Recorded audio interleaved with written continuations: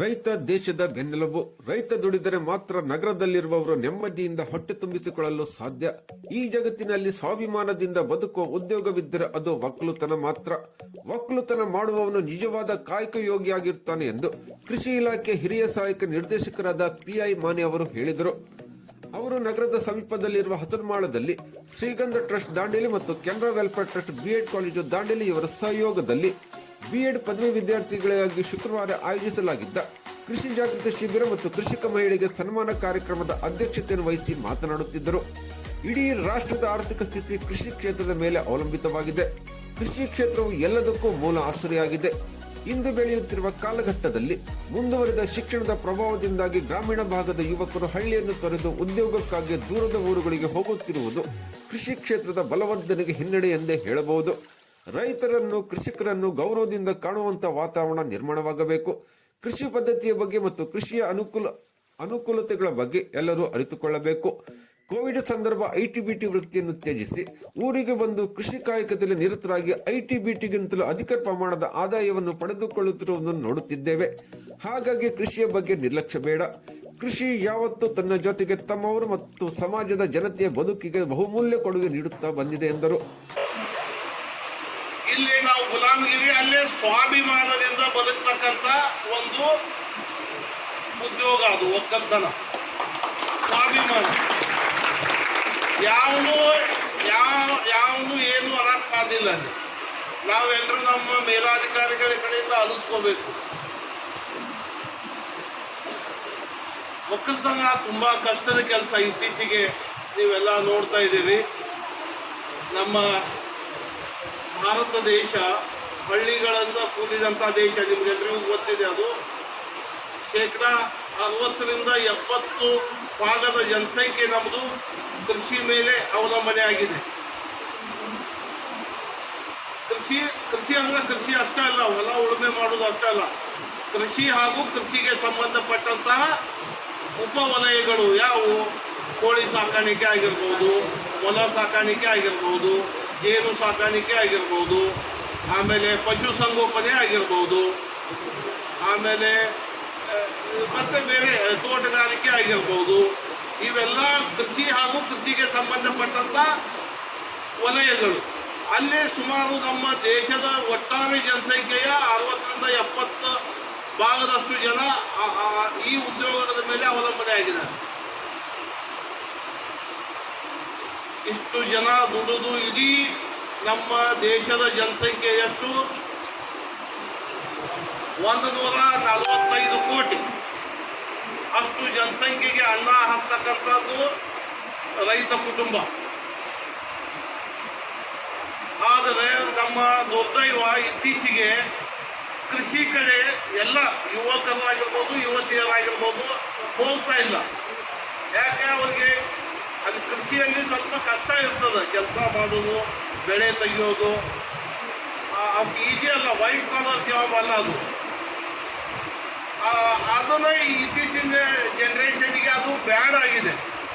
ಅವ್ರಿಗೆಲ್ಲ ಕೆಲಸ ಕಡಿಮೆ, ಹಣ ಹೆಚ್ಚು ಬರಬೇಕು ಅಂತ ಒಂದು ಉದ್ಯೋಗವನ್ನ ಹುಡುಕ್ತಾ ಇದ್ದಾರೆ. ಅದು ಆಗಬಾರ್ದು.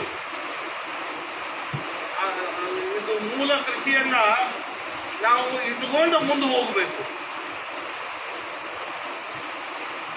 ನಾವು ನೋಡಿರ್ಬೇಕು, ಈಗ ಕೃಷಿ ಏನು ಇದೆಯಲ್ಲ, ಕೃಷಿಯಿಂದ ಬಹಳಷ್ಟು ಅಭಿವೃದ್ಧಿ ಮಾಡ್ಕೊಳ್ಳಿಕ್ಕೆ ಸಾಧ್ಯತೆ ಇದೆ. ಇತ್ತೀಚೆಗೆ ಎಲ್ಲ ಬಹಳಷ್ಟು ಐಟಿಬಿಟಿ ಫೀಲ್ಡ್ ಕಡೆಯಿಂದಲೂ ಅದು ಅವರಿಗೆ ಸಾಕಾಗಿ ಒತ್ತಡದ ಜೀವನ. ಅದು ಐಟಿಬಿಟಿ ಫೀಲ್ಡ್ ಐತಲ್ಲ, ತುಂಬಾ ಒತ್ತಡದ ಜೀವನ.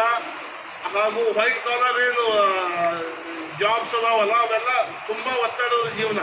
ಅದು ಸಸ್ಟೈನ್ ಆಗ್ತಾ ಇಲ್ಲ. ಅವರಿಗೆ ತಡ್ಕೊಳ್ಳುವಂತ ಶಕ್ತಿ ಬರ್ತಾ ಇಲ್ಲ ಆ ಒತ್ತಡದ ಜೀವನ. ಅವರು ವಾಪಸ್ ರಿಸೈನ್ ಮಾಡಿ ಅವ್ರು ತಮ್ಮ ಊರ ಕಡೆ ಬಂದು ಕೃಷಿಯನ್ನ ಮಾಡಿಕೊಂಡು ಆರಾಮಾಗಿ ಅದಾರ. ಒತ್ತಡದಿಂದ ಸಾಕಷ್ಟು ರೋಗ ರುಜಿನಗಳು ಬರ್ತಾ ಇರೋದು. ಈಗ BP ಆಗಿರ್ಬೋದು, ಶುಗರ್ ಆಗಿರ್ಬೋದು, ಒತ್ತಡದ ಜೀವನದಿಂದನೇ ಬರಾಕತ್ತಾವು. ಬಹಳಷ್ಟು ಕ್ಯಾನ್ಸರ್ಗಳ ಅಂತ ಕಾಯಿಲೆಗಳು ಕೂಡ ನಾವು ಇತ್ತೀಚಿನ ದಿನಗಳಲ್ಲಿ ತುಂಬಾ ಕಾಣ್ತಾ ಇದ್ದೇವೆ. ನೀವು ನೋಡಿರಬಹುದು, ಹಿಂದಿನ ಜನಸಂಖ್ಯೆ, ಹಿಂದಿನ ಜನ ಇದ್ದಲ್ಲ, ಅವರು ಹೆಚ್ಚು ಕಡಿಮೆ 80, 90, 100 ವರ್ಷ, 110 ವರ್ಷ ತನಕ ಬದುಕ್ತಾ ಇದ್ದಂತ ಜನ ಇದ್ರು ಹಿಂದಿನ ಕಾಲದಲ್ಲಿ. ಈಗ ಅದು ಎಷ್ಟಕ್ಕೆ ಬಂದದ ಹೇಳ್ರಿ? ಈಗ ಸಾಮಾನ್ಯ ಲೈಫ್ ಎಕ್ಸ್ಪೆಕ್ಟೆನ್ಸಿ ಅರೌಂಡ್ 60, ಸರಾಸರಿ 60 ವರ್ಷ ಅಷ್ಟಾದ್ರೆ ಮುಗೀತು. ಮೊದಲು 110 ತನ ಇತ್ತು, ಆಲ್ಮೋಸ್ಟ್ ಅರ್ಧಕ್ಕೆ ಬಂತು. ಈಗ ಯಾಕಾಯ್ತಿದು?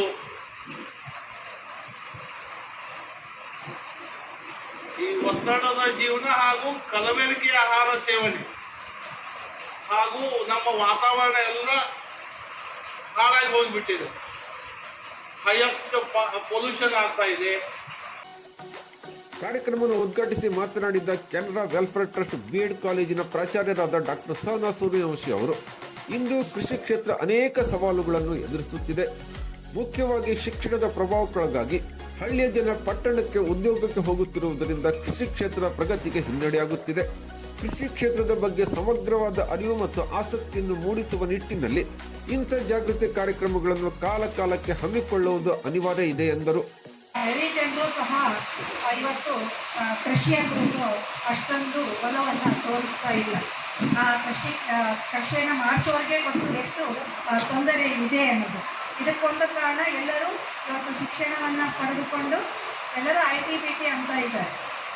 ನೀವು ಹಳ್ಳಿ ಕಡೆ ಹೋದರೆ ಹುಡುಗರು ಸಿಗೋದೇ ಇಲ್ಲ. ಕೃಷಿ ಕ್ಷೇತ್ರಕ್ಕೆ ಯಾರು ಅಷ್ಟು ಒಲವನ್ನು ತೋರಿಸ್ತಾ ಇಲ್ಲ. ಅದಕ್ಕೆ ಕಾರಣಗಳು ಬೇರೆ ಬೇರೆ. ಮೇ ಬಿ ಹಣಕಾಸಿನ ತೊಂದರೆ, ಅಥವಾ ಹಣ ಕಳಿಸಬೇಕು ಅನ್ನೋ ಹಂಬಲ, ಅಥವಾ ಕ್ಷೇತ್ರದಲ್ಲಿ ಒಂದು ತೊಂದರೆಗಳು. ಸೊ ಇವೆಲ್ಲ ಇರಬಹುದು ಅಂತ ಅನ್ನಿಸ್ತದೆ. ಆದರೂ ಸಹ ಇವತ್ತು ನಮ್ಮ ಭಾರತದ ಸ್ವಂತ ದೇಶಕ್ಕೆ ಅಗ್ರಿಕಲ್ಚರ್ ಲ್ಯಾಂಡ್ ಇರುವಂಥ, ಅಗ್ರಿಕಲ್ಚರ್ ಪ್ರೊಫೆಷನ್ ಇರುವಂಥ ಒಂದು ದೇಶ ಇದು. ಇಂಥ ಒಂದು ದೇಶಕ್ಕೆ ಈ ಒಂದು ಜಾಗೃತಿ ಮೂಡಿಸುವಂಥ ಒಂದು ಪರಿಸ್ಥಿತಿ ಬಂದಿದೆ ಅಂದರೆ ಸ್ವಲ್ಪ ಬೇಸರ ಅನ್ನಿಸ್ತದೆ. ಕಾರ್ಯಕ್ರಮದಲ್ಲಿ ಮುಖ್ಯ ಅತಿಥಿಗಳಾಗಿ ಭಾಗವಹಿಸಿ ಮಾತನಾಡಿದ ಶ್ರೀ ದಾಂಡಿಲಪ್ಪ ಕೃಷಿ ಪತ್ತಿನ ಸಹಕಾರಿ ಸಂಘದ ಮುಖ್ಯ ಕಾರ್ಯನಿರ್ವಾಹಕರಾದ ಕೃಷ್ಣ ಪೂಜಾರಿ ಅವರು, ಇಂದು ಹವಾಮಾನ ವೈಪರೀತ್ಯದಿಂದಾಗಿ ಕೃಷಿ ಚಟುವಟಿಕೆಗಳಿಂದ ನಿರೀಕ್ಷಿತ ಪ್ರಮಾಣದ ಆದಾಯ ಬರದೆ ರೈತರು ಸಂಕಷ್ಟ ಸ್ಥಿತಿಯಲ್ಲಿದ್ದಾರೆ. ಈ ನಿಟ್ಟಿನಲ್ಲಿ ಕೃಷಿ ಇಲಾಖೆಯ ಕಾಲಕಾಲಕ್ಕೆ ರೈತರಿಗೆ ಉಪಯೋಗವಾಗುವಂತಹ ಮತ್ತು ಲಾಭದಾಯಕವಾಗುವಂತಹ ಕೃಷಿ ಚಟುವಟಿಕೆಗಳ ಬಗ್ಗೆ ಅಗತ್ಯ ಮಾಹಿತಿ, ಮಾರ್ಗದರ್ಶನವನ್ನು ನೀಡಿ ರೈತರ ಬೆಂಬಲಕ್ಕೆ ನಿಲ್ಲುತ್ತಿರುವುದು ಶ್ಲಾಘನೀಯವಾಗಿದೆ ಎಂದರು. ಈ ಕಾಲಕ್ಕೆ ಮಳೆ ಬೆಳೆ ಸರಿಯಾಗಿ ಬರ್ತಾ ಇರೋದ್ರಿಂದ ಅವರಿಗೆ ಹಾನಿಯಾಗಿ ಅವರು ಕೃಷಿಯೇತರ ಉದ್ದೇಶಕ್ಕೂ ಕೂಡ ಕಾಲಿಡ್ತಾ ಇದ್ದಾರೆ. ಆದರೆ ನಾವು ಒಂದನ್ನೇ ತಿಳ್ಕೋಬೇಕು, ಕೃಷಿ ಇಲ್ಲದ್ರೆ ನಮ್ಮ ಜೀವನ ಇಲ್ಲ. ಯಾವ ರೀತಿ ಒಂದು ಮಹಿಳೆ ತಮ್ಮ ಮಗುವನ್ನು ಲಾಲಿಸಿ ಪೋಲಿಸಿ ಯಾವ ರೀತಿ ವಿದ್ಯಾಭ್ಯಾಸನ ಕೊಡ್ತಾರೋ ಅದೇ ರೀತಿಯಾಗಿ ಕೃಷಿಯಲ್ಲೂ ಕೂಡ ಆ ಸಸಿ ಯಾವ ರೀತಿ ಹಾಕಬೇಕು, ಸಸಿ ತಯಾರು ಮಾಡಿ ಅದನ್ನು ಬಿತ್ತಿ ಬೆಳೆ ತಗೊಂಡು ಆ ಬೆಳೆಯನ್ನು ಮನೆಗೆ ಬರಬೇಕಾದ್ರೆ ಆ ರೈತರಿಗೆ ಎಷ್ಟು ಸಂಕಷ್ಟ ಇದೆ ಅಂತೇಳಿ ನಾವೆಲ್ಲ ಅರ್ಥ ಮಾಡ್ಕೋಬೇಕಾಗಿದೆ ಇವತ್ತಿನ ದಿನಮಾನದಲ್ಲಿ. ಅದೇ ರೀತಿಯಾಗಿ ಕೃಷಿ ಪ್ರಧಾನವಾದಂಥ ದೇಶ ನಮ್ಮದು. ನಾವು ನಮ್ಮ ಮರಾಠಿಯಲ್ಲಿ ಮೊದಲು ಹೇಳ್ತಾ ಇದ್ರು, ಪ್ರಥಮ ಕೃಷಿ, ದ್ವಿತೀಯ ವ್ಯಾಪಾರ, ತೃತೀಯ ನೌಕರಿ. ಆದರೆ ಈಗ ಬದಲಾಗಿದೆ. ಈಗ ಯಾರೂ ಕೃಷಿಕರಿಗೆ ಹೆಣ್ಣು ಕೊಡ್ತಾ ಇಲ್ಲ. ಈಗ ಪರಿಸ್ಥಿತಿ ಅಂತ ಆಗಿದೆ. ಯಾರೂ ಹಂಗೆ ತಪ್ಪ ಭಾವನೆ ಬಯಸಬಾರದು. ಕೃಷಿಕರಿಗೆ ಇದ್ದಷ್ಟು ಗೌರವ ನಮ್ಮ ನೌಕರರಿಗಿಲ್ಲ. ಕೃಷಿಕರು ದುಡಿತಿದ್ದಾರೆ ಅಂತ ಹೇಳಿ ನಾವು ಇವತ್ತು ನೌಕರಿ ಮಾಡ್ತಾ ಇದ್ದೇವೆ. ತಾವು ಅನುಭವಿಸ್ತಾ ಇದ್ದೀರಿ. ಪ್ರತಿಯೊಂದು ಈ ದಾಂಡೇಲಿ ಎಲ್ಲಿದ್ದೇವೆ ನಾವು, ಎಲ್ಲಿ ಜನ ಬಂದವರು ನಾವೆಲ್ಲ ಹಳ್ಳಿಯಿಂದಲೇ ಬಂದವರು, ಕೃಷಿಯಿಂದಲೇ ಬಂದವರು. ಆದರೆ ನಾನು ಕೃಷಿಯನ್ನು ಮರ್ತೇ ಬಿಟ್ಟಿದ್ದೆ ನಾವು ಈಗ. ಹಾಗಾಗಿ ಕೃಷಿಗೆ ಹೆಚ್ಚು ಒತ್ತು ಕೊಟ್ಟು ಕೃಷಿಯನ್ನು ಬೆಳೆಸಿದಾಗ ನಮ್ಮ ಮುಂದಿನ ಪೀಳಿಗೆ ಬೆಳೀಲಿಕ್ಕೆ ಸಾಧ್ಯ ಇದೆ. ಮತ್ತು ಪ್ರತಿಯೊಂದು ಕೂಡ ರೈತರಿಗೆ ನಾವೇನು ಹೇಳ್ತೇವೆ, ನಿಮ್ಮ ಮಗ ಏನು ಮಾಡ್ತಾ ಇದ್ದಾನೆ, ನಮ್ಮ ಡಾಕ್ಟರ್ ಇದ್ದಾರೆ, ಫಾದರ್ ಏನು ಮಾಡ್ತಾರೆ, ಇಂಜಿನಿಯರ್ ಇದ್ದಾರೆ, ಅದೇನು ಮಾಡ್ತಾರೆ, ವಕೀಲ ಇದ್ದಾರೆ ಅಂತ ಹೇಳ್ತಾರೆ. ಮೇಡಮ್ ಹೇಳಿದಂಗೆ ಯಾರು ಹೇಳ್ತಾರೆ ನಮ್ಮ ತಂದೆಯವರು ರೈತ ಬಿದ್ದಾರೆ ಅಂತೇಳಿ ನಮ್ಮ ಗೌರವ ಕಡಿಮೆ ಆಗ್ತದೆ. ನಾವು ತಿಳ್ಕೊಂಡು ನಮ್ಮ ಮನಸ್ಸು ಆ ರೀತಿ ಆಗ್ತಾ ಇದೆ. ಏನಪ್ಪ ಕೃಷಿಗೆ ಒತ್ತೆ ಇಲ್ಲ, ಕೃಷಿಯಲ್ಲಿ ಕಿಮ್ಮತ್ತೆ ಇಲ್ಲ ಅಂತ ಆಗ್ತದೆ. ಅದು ಹಾಗಿಲ್ಲ. ಇವತ್ತಿನ ದಿನಮಾನದಲ್ಲಿ ನಾವು ಕೃಷಿಯತ್ತ ಮನಸ್ಸು ಮಾಡಬೇಕು, ಕೃಷಿ ಬೆಳೆಸಬೇಕು. ಕೃಷಿ ಕ್ಷೇತ್ರದ ಬಗ್ಗೆ ಜನಜಾಗೃತಿಯನ್ನು ಮೂಡಿಸುವ ನಿಟ್ಟಿನಲ್ಲಿ ಶ್ರೀಗಂಧ ಟ್ರಸ್ಟ್ ಹಮ್ಮಿಕೊಂಡಿರುವ ಈ ಕಾರ್ಯಕ್ರಮ ಪರಿಣಾಮಕಾರಿಯಾಗಿದೆ ಎಂದರು. ಮುಖ್ಯ ಅತಿಥಿಗಳಿಗೆ ಭಾಗವಹಿಸಿ ಮಾತನಾಡಿದ ಯುವ ನ್ಯಾಯವಾದಿ ಅಫ್ರೀನ್ ಕಿತ್ತೂರ್ ಅವರು, ನಾವು ನಮ್ಮ ಮಕ್ಕಳಿಗೆ ನಾವು ತಿನ್ನುವ ಅನ್ನದ ಅಕ್ಕಿ ಎಲ್ಲಿಂದ ಬರುತ್ತದೆ ಎನ್ನುವುದನ್ನೇ ತಿಳಿಸುವುದನ್ನು ಮಾಡುತ್ತಿಲ್ಲ. ರೈತನ ಸ್ಥಿತಿಗತಿ ಹೇಗಿದೆ ಎನ್ನುವ ಅರಿವು ನಮಗಿರಬೇಕು. ಆಹಾರ ಭದ್ರತೆ ಇಲ್ಲದಿದ್ದರೆ ಏನಾಗುತ್ತದೆ? ಕೃಷಿ ಜೀವನದ ಉಸಿರು ಏಕೆ ಎಂಬ ಪ್ರಶ್ನೆ ಕಾಡಬೇಕು. ಅಲ್ಲದೆ ಚಿಂತನ ಮಂಥನವಾಗಬೇಕಾಗಿದೆ. ಇಂತಹ ಚಿಂತನ ಮಂಥನ ನಿರಂತರ ನಡೆಯಬೇಕಾಗಿದ್ದು, ಈ ನಿಟ್ಟಿನಲ್ಲಿ ಈ ಕೃಷಿ ಜಾಗೃತಿ ಶಿಬಿರ ಮಹತ್ವಪೂರ್ಣವಾಗಿದೆ ಎಂದರು. ಅವ್ರು ನ್ಯಾಚುರಲಿ ಅಂತಾರೆ, ನೋಡ್ತಾರೆ ಅದನ್ನೇ ಅಂತಾರೆ, ರೈಟ್? ಸೊ ಅದಾದ್ಮೇಲೆ if you see, I had my friends when I was doing law. ನನ್ನ ಫ್ರೆಂಡ್ಸ್ ಇದ್ರು. ನಾವು ಅವ್ರಿಗೆ ಕೇಳಿದರೆ ನೀವು ಯಾವ ಫ್ಯಾಮಿಲಿ ಅಂದರೆ, ಡಾಕ್ಟರ್ಸ್ ಫ್ಯಾಮಿಲಿಯಿಂದ ಇದ್ದರೆ, ಇಂಜಿನಿಯರಿಂಗ್ ಫ್ಯಾಮಿಲಿಯಿಂದ ಇದ್ದರೆ ಪ್ರೌಡ್ ಆಗಿ ಹೇಳ್ತಾರೆ, ನಮ್ಮ ತಂದೆ ಇಂಜಿನಿಯರ್, ನಮ್ಮ ತಂದೆ ಡಾಕ್ಟರ್, ನಮ್ಮ ತಂದೆ ಎಡ್ವೊಕೇಟ್. ಬಟ್ ಇದೇ ಮಾತನ್ನ ನಾವೊಂದು ಅಗ್ರಿಕಲ್ಚರಿಸ್ಟ್ ಫ್ಯಾಮಿಲಿ ಇದ್ದೇನೆ ಅಂತ ಯಾರು ಹೇಳ್ತಾರೆ? ಯಾರಾದರೂ ಹೇಳ್ತಾರ? ಇಲ್ಲ, ನಾವು ಇದ್ದೀವಿ, ನಮ್ಮ ತಂದೆ ಇದ್ದಾರೆ, ಹೀಗೆ ಹೇಳ್ತಾರೆ. ಬಿಕಾಸ್ ಅವ್ರಿಗೆ ಅದು ಒಂಚೂರು ಇಲ್ಲ, ಅವ್ರು ನಮ್ಗೆ ಹೆಂಗೆ ತಿಳ್ಕೊಬೋದು, ಇಲ್ಲ ನಾವು ಒಂದು ಹಳ್ಳಿಯಿಂದ ಬಂದಿದ್ದೀವಿ ಅಂತ ತಿಳ್ಕೊತಾರೆ, ನಮ್ಗೆ ಮೋಸ್ಟ್ಲಿ ಅಷ್ಟು ಮರ್ಯಾದೆ ಕೊಡಲ್ಲ ಅಂತ ತಿಳ್ಕೊತಾರೆ. ಫಸ್ಟ್ ಆಫ್ ಆಲ್ ನಾವು ಇದು ಅರ್ಥ ಮಾಡ್ಕೊಡ್ಬೇಕು ಎಲ್ಲರಿಗೆ, that being from an agricultural family is the proudest thing ever. ಯಾಕೆ? Why it is a proud thing? Because ನೀವು ಅಲ್ಲಿ ಕೆಲಸ ಮಾಡಿ ನಮ್ಗೆ ಊಟ ಕೊಡ್ತಾ ಇದ್ದೀವಿ, ಕರೆಕ್ಟ್? ಇಲ್ಲ ಅಂದರೆ ನಾವು ತಿನ್ಬೋದಾ? ನಾವು ಒಂದು ಎಕ್ಸ್ಪೋರ್ಟ್ ಸ್ಟಾರ್ಟ್ ಮಾಡಿಬಿಡ್ತೀವಿ, ಎಲ್ಲ export. Rice export, sugar cane export, everything has to be export. And what will be the money?